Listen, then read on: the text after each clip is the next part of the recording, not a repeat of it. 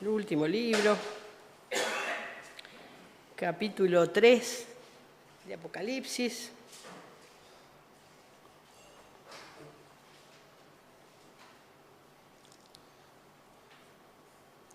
Vamos a ver si este año le hincamos el diente a este libro, ¿no? Que hace años que estamos a la vuelta. Este año le vamos a entrar el diente. Así que yo ya empecé a entrarle el diente, capítulo 3, versículo 14 al 22. Escribe al ángel, capítulo 3 de Apocalipsis, versículo 14, para los hermanos que están allá en la pantalla también. Y escribe al ángel de la iglesia en la Odisea: he aquí el Amén, el testigo fiel y verdadero, el principio de la creación de Dios, dice esto: yo conozco tus obras, que ni eres frío ni caliente, ojalá fuese frío o caliente. Pero por cuanto eres tibio y no frío ni caliente, te vomitaré de mi boca. Porque tú dices: yo soy rico y me he enriquecido, y de ninguna cosa tengo necesidad. Y no sabes que tú eres un desventurado, un miserable, pobre, ciego y desnudo. Por tanto, yo te aconsejo que de mí compres oro refinado en fuego para que seas rico, vestiduras blancas para vestirte y que no se descubra tu vergüenza, la vergüenza de tu desnudez. Y unge tus ojos con colirio para que veas. Yo reprendo y castigo a todos los que amo. Sé pues celoso y arrepiéntete. He aquí, yo estoy a la puerta y llamo. Si alguno oye mi voz y abre la puerta, entraré a él y cenaré con él y él conmigo.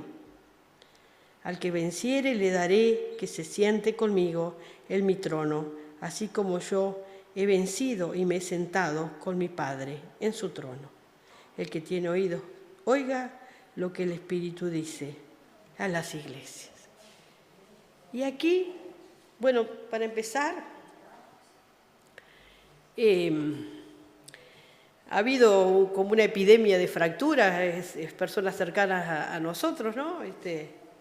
La compañera de mi hijo, la mamá de Belén. Y bueno, yo en mis tiempos de hospital tenía cierta experiencia, pero me había olvidado de que es tan molesto el tema de tener una fractura, ¿no? Tanto, ya Karina también me daba cátedra, las molestias del dolor, el sentirse con la mano atada, y mano, pierna, lo que sea, ¿no? Y después cuando te sacan el yeso, en general te mandan a hacer algún tipo de ejercicio, y uno de los ejercicios puede ser poner la parte fracturada, vamos a imaginarnos el pie en agua fría y enseguida ponerla en agua caliente y otro poquito en agua fría, y el agua tibia, si es con salmuera mejor, o con malva. Entonces les doy una charla bárbara de todo sobre eso. Estoy un pie así, otro que allá, porque el frío y el calor hacen a nivel de muscular como una contracción o dilatación, contracción, y eso como que mejora, supongo yo, el tono muscular, baja la inflamación y ayuda a que la persona de a poquito se vaya mejorando. Y acá se hace ese juego del frío y el calor, ¿verdad? De lo tibio, lo caliente, lo frío. Un poco en otro sentido, por supuesto, porque habla de la espiritualidad. Pero a mí me llevó a pensar en qué pasa cuando uno pone el pie en un lugar lleno de hielo y después lo pone en el calor de golpe. Es una sensación como que fuerte para el cuerpo, ¿no? Y aquí, en el capítulo 3 de Apocalipsis, capítulo 2 también, se les habla a 7 iglesias, las iglesias de Asia Menor.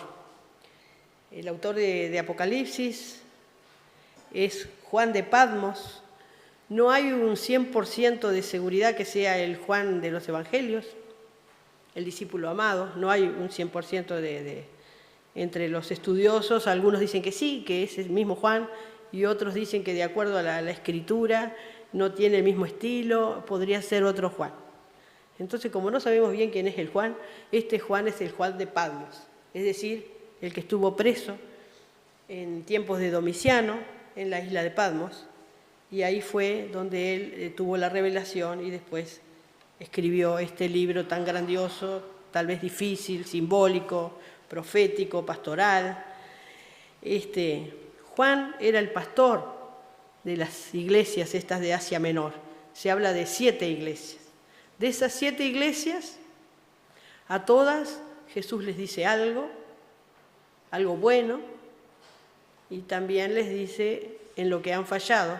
Y de esas 7, solo 2 parece que eran las que estaban bien. Y justo esas 2 eran. Una era la más pobre, ¿no? La iglesia de Esmirna era pobre y la iglesia de Filadelfia era débil. Pobre y débil. Y esas 2, Jesús las halaga. Les dice que bueno, que están bien.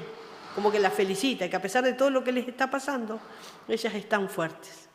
Y en cambio las otras 5, todas reciben algún tipo de anotación, de castigo, podríamos decir, o de llamadas de atención, y en este caso nosotros vamos a pensar un poquito en la iglesia de la Odisea, que es una de las que lleva de estas 7 iglesias la peor parte. Igual es una carta pastoral, no es una carta solo para enjuiciar a esta iglesia, sino que es una carta pastoral, es decir, Dios le dice cuál es la falla, pero también le dice que Él está ahí. No es palo solo. Como dice una vecina, ¿cómo es que dice la vecina?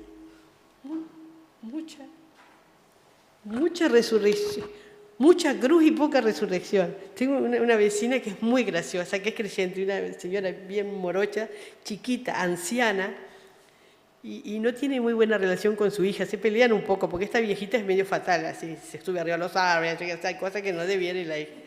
Entonces ella me dice, lo que pasa es que acá en mi casa es mucha cruz y poca resurrección.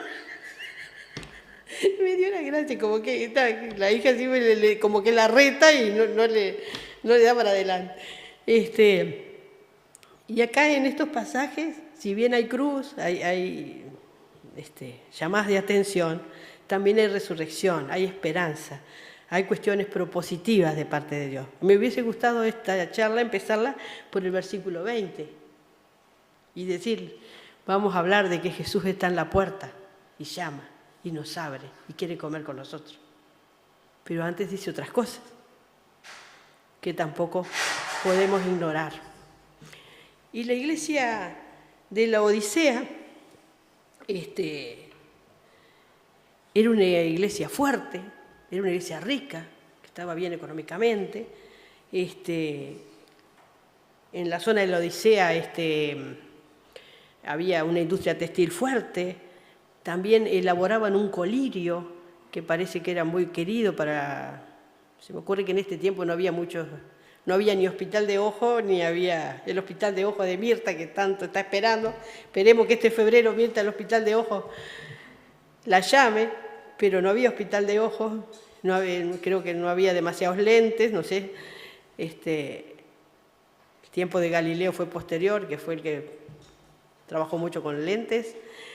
Entonces, lo que mejoraba la vista en algunas situaciones eran los colirios, las gotitas, no sé, los tés, no sé qué haría, ¿no? Pero vieron que nosotros también, a veces nos pasa algo en los ojos y nos ponemos algún tipo de té para mejorar, o algunas gotitas. Ahora hasta nos ponemos lágrimas, nos faltan lágrimas y nos ponemos lágrimas, ¿no? ¿Cuántos se ponen lágrimas acá? ¿A qué sí? Mirá, Alicia se pone, por acá también, ¿vieron? Antialérgico, lágrimas. Bueno, esos son colirios. Y la región de la Odisea, en la Odisea, parece que se fabricaba un muy buen colirio para los ojos, para mejorar la visión. Entonces esta iglesia era fuerte. Y como les dice aquí, el que les habla es Jesús, ¿no? El amén, el testigo fiel, el verdadero. ¿Ustedes saben lo que quiere decir amén? así sea, o es verdad. Entonces el de la verdad, el creador, el verdadero, el fiel, y le dice, yo conozco tus obras. Y le habla de tibieza. Otra cosa que pasaba en la Odisea era que tenían aguas termales. En la Odisea tenían aguas termales. Entonces, el agua de tomar le salía tibia. ¿Han tomado agua tibia ustedes? ¿Qué pasa cuando toman agua tibia? ¿Saben lo que yo hacía en la nursería cuando quería que un bebé vomitara porque tenía flema? Y yo no me lo había mandado a ningún pediatra, no era un remedio casero. Le daba suero dulce al 5%, decía agua con azúcar, en pocas palabras, tibio. Se lo calentaba un poquito ahí en una cosita y se lo daba. ¿Qué creen que le pasaba al bebé? Toda la flema que tenía la vomitaba. Porque el agua tibia parece que tiene esa sensación de bueno, y uno también, si toma agua tibia, te puede dar una sensación de vómito. Sobre todo si tenés sed y querés tomar agua fría, ¿no? O agua caliente si uno tiene frío. Y bueno, entonces, todo esto que el Señor le está diciendo tiene que ver también con su entorno, ¿no? Porque el agua tibia para ellos no era algo raro. Tenían un problema con el agua. Antes de tomar el agua tenían que de alguna manera enfriarla porque no, siempre abrían la canilla, no abría canilla, pero sacaban agua de y le salía tibia el agua, por el hecho de que tenían agua termal cerca. Entonces, ellos dicen que, a ver, quiero buscar el texto que dice, porque tú dices, el versículo 17, porque tú dices, yo soy rico y me he enriquecido y de ninguna cosa tengo necesidad. Eso era la opinión de las personas de la iglesia de la Odisea. Tenemos dinero, podemos organizar el retiro, no tenemos problema económico, pagamos el ómnibus, tenemos todo, no necesitamos nada. Necesitamos nada. Eso es lo que creía la iglesia de la Odisea. Tenía una buena estima de sí misma, no tenía problemas, ninguno. Pero acá Juan le dice, escribe Juan y dice, bueno, vos decís que sos rico, pero no sos rico.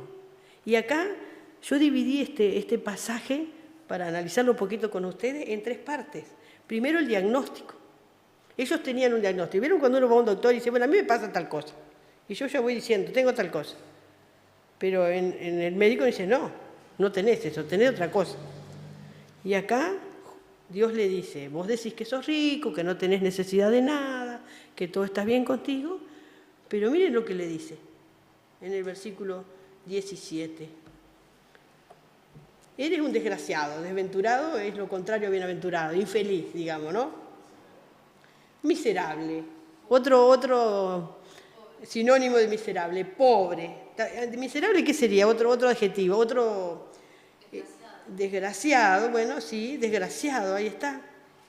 Miserable y pobre es como media parecida la palabra, ¿verdad? Pobre.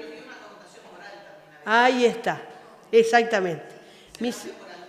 Ahí está, de miseria humana.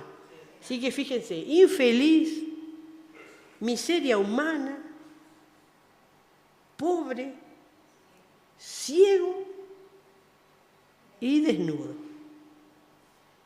Un diagnóstico espantoso.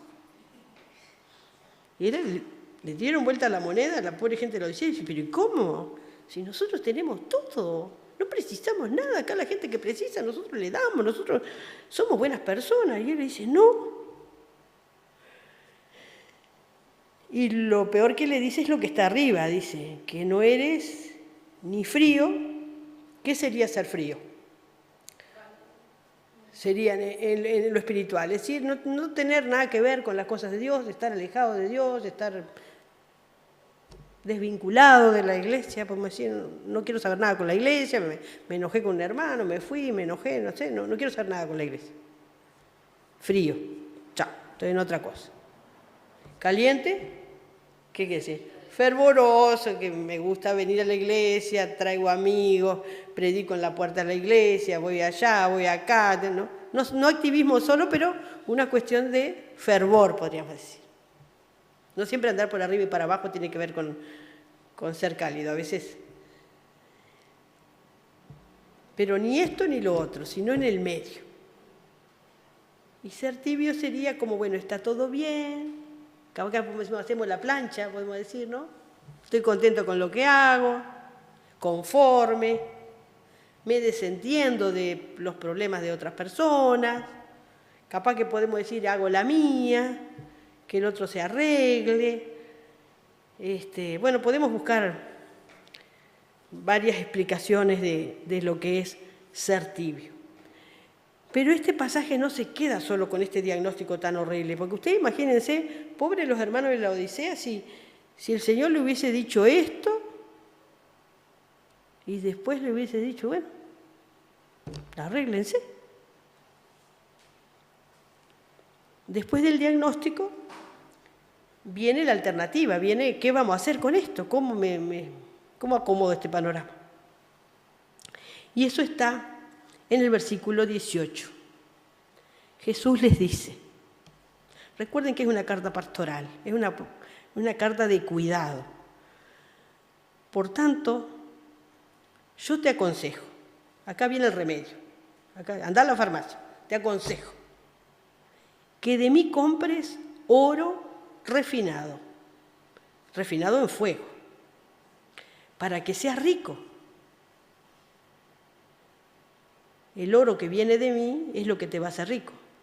Y tengas vestiduras blancas para vestirte y que no se descubra tu vergüenza, tu desnudez. Y unge tus ojos con colirio para que veas.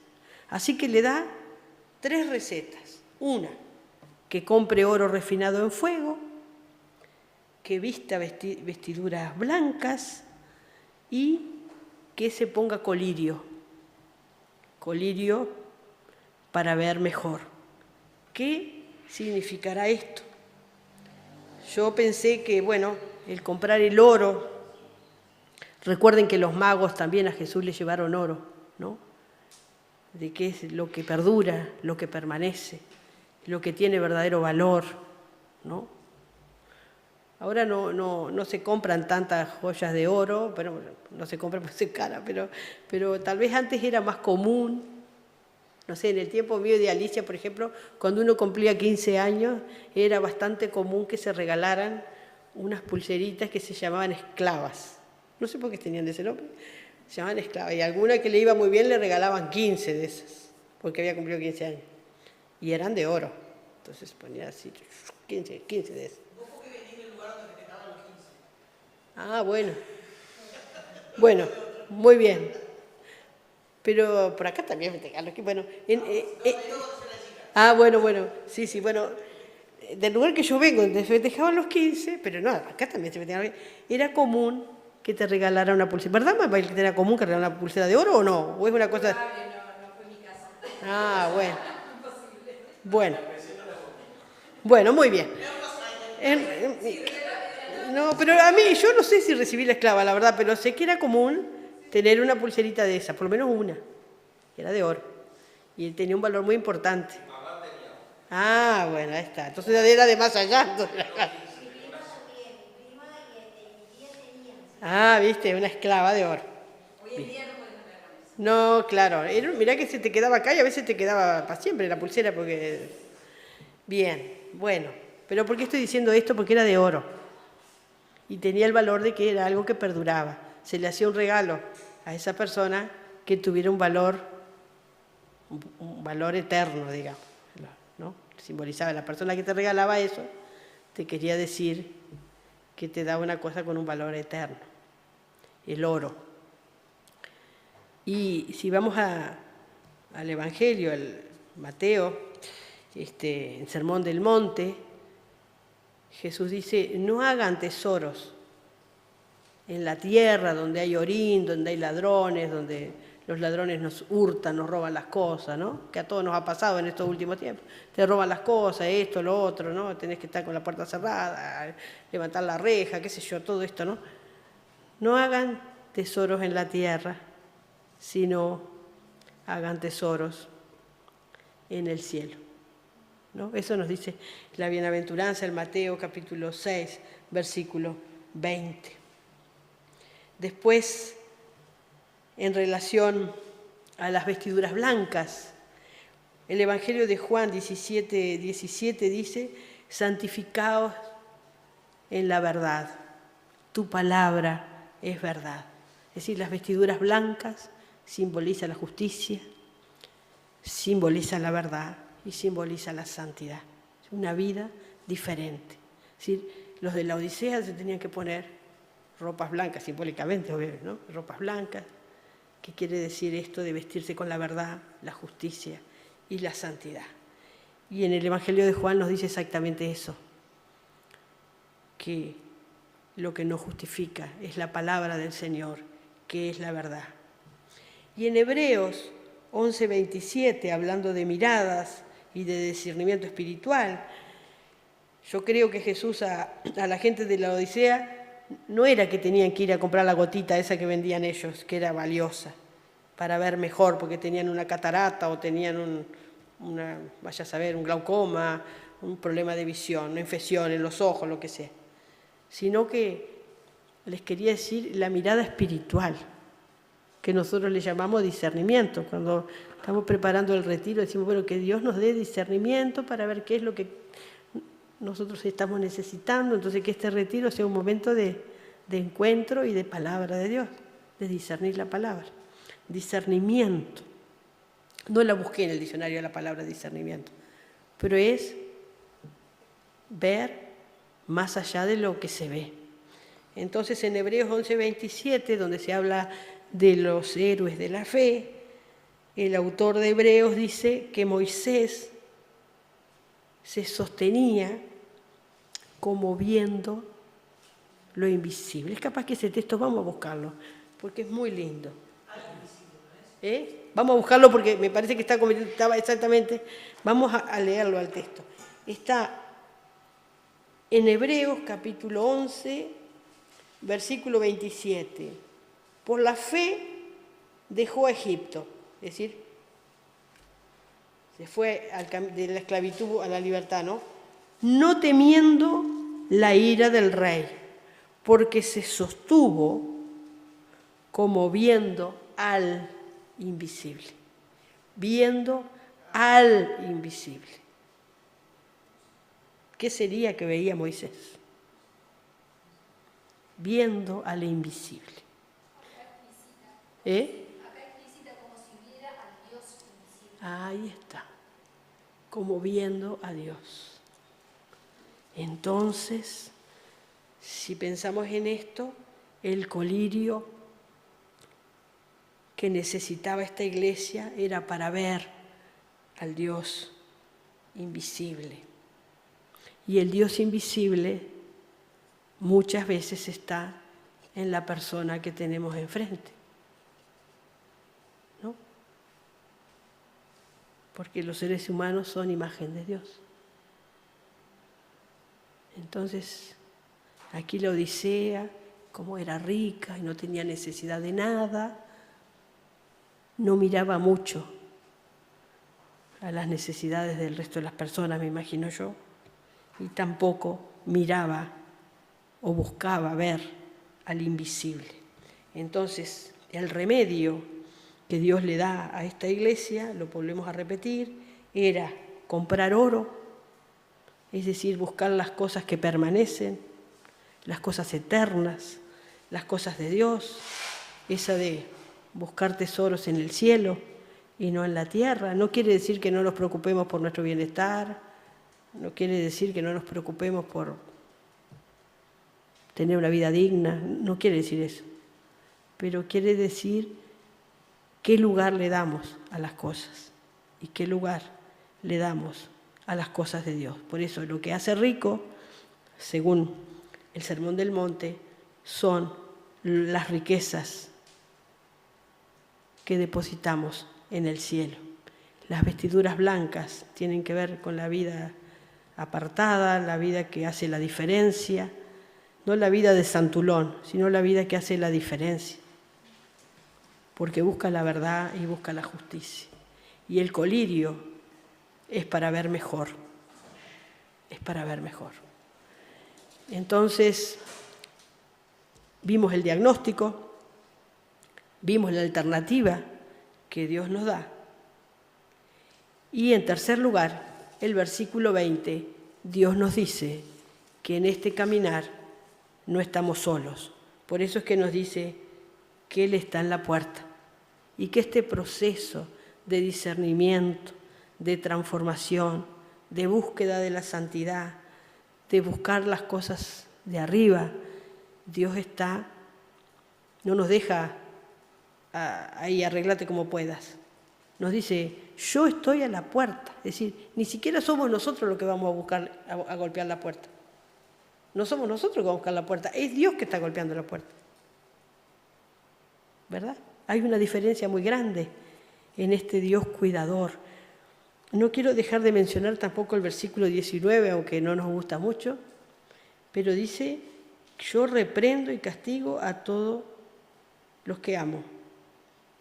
Sé pues celoso y arrepiéntete. Es decir, hay una consecuencia por una manera de vivir.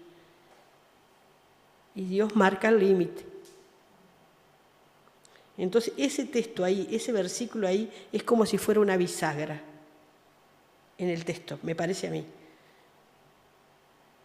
Dios le dice el problema era la tibieza, es decir, no tomar posición, ¿no? Hacer la plancha, ese era el problema.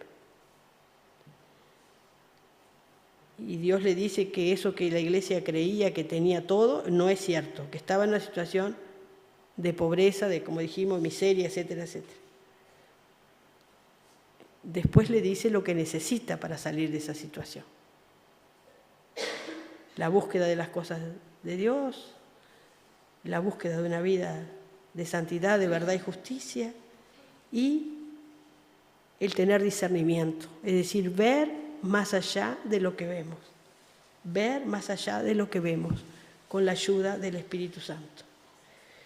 Y el versículo 20 es esto que me hubiese gustado empezar esta prédica con este texto solo, que dice que el Señor está en la puerta de nuestra congregación, de nuestra vida individual, de nuestra vida en familia, y Él quiere comer con nosotros, y Él quiere participar de nuestra vida en cercanía. Y el libro de Lucas, y el último versículo dice, el versículo 21, perdón, al que venciere le daré que se siente conmigo en mi trono, así como yo he vencido y me he sentado con mi Padre en su trono. Y en Lucas dice un texto muy parecido. Lucas 22, 28 dice, pero ustedes son los que han permanecido conmigo en mis pruebas. Yo pues os asigno un reino como mi Padre me lo asignó a mí, para que comáis y bebáis a mi mesa en mi reino y os sentéis en mi trono juzgando a las 12 tribus de Israel. Es un texto que se complementa uno con otro, ¿no? El sentarse en el trono de Dios como recompensa. Entonces, cuando uno agarra este texto que parece que es pura cruz, como dice mi vecina, en realidad es pura resurrección. Es un llamado de alerta. Y a mí me pareció que para empezar el año, justo es el primer mensaje que me toca compartir con ustedes este año, yo digo, es mirar un poquito para adentro y ver si primero es mi vida lo que tengo que ver, es mi vida lo que tengo que ver, esta cuestión de la tibieza, ¿verdad? Que no sea que mi vida le dé ganas de vomitar al Señor, ¿verdad? Y después también como congregación, una congregación que tampoco es tibia, sino que busca la presencia de Dios en todo lo que hace y busca encenderse en las cosas de Dios. No quiere decir que salgamos corriendo a hacer cosas, no quiere decir eso. Quiere decir encenderse en las cosas de Dios y no hacer la plancha. Y lo más importante es que Dios nos promete su presencia en este proceso. Me gusta la idea del colirio, de que Dios nos pide que nos pongamos unas gotitas en los ojos para ver mejor. Porque a veces solo vemos lo que está acá. Solo vemos lo que está acá. Y también el libro de Lucas dice, levanten la cabeza, porque su redención está cerca. Señor, hemos mirado tu palabra, te pedimos colirio para nuestros ojos, te pedimos oro refinado a fuego que permanece en nuestras vidas, lo que es esencial, lo que es bueno para nosotros.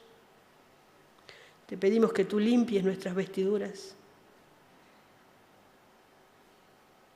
que nos muestres nuestras fallas, que no estemos tan contentos con lo que somos, sino que reconozcamos nuestras fallas.